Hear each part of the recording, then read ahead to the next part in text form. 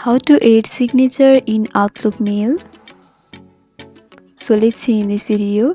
Before getting started, subscribe to our channel and hit the bell icon for more updates from us.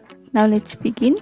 First of all, you need to open up your browser on your PC and you need to log into your Outlook or Hotmail account. Once you are logged in, you'll be able to see this interface over here. So in order to add signature in Outlook mail, you need to first tap on the settings option in the right upper corner, right next to the bulb option over here. After clicking on that, you'll be able to see the various settings of Outlook mail. So here you can see there's a search bar. So you have to simply click on the search bar and search for signature. And you'll be able to see the options of email signature. You have to simply click on that. Once you click on that, you'll be able to see this interface of email signature. You can edit and choose signature that will be automatically edit your email message.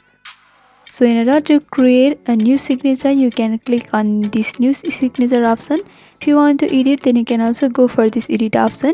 You can also click on this edit signature name option, and from over here you have to enter the signature name that you want to set. And after that, in this box you can insert picture or you can paint anything.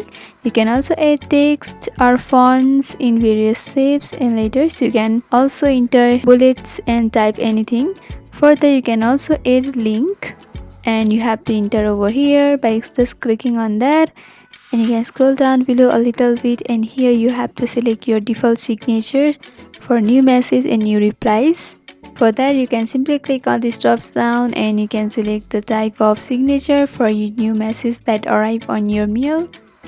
For replies and forward also, you can add a signature, and after inserting all this information, you can simply click on the save option, and after a few seconds of loading, the signature will be saved.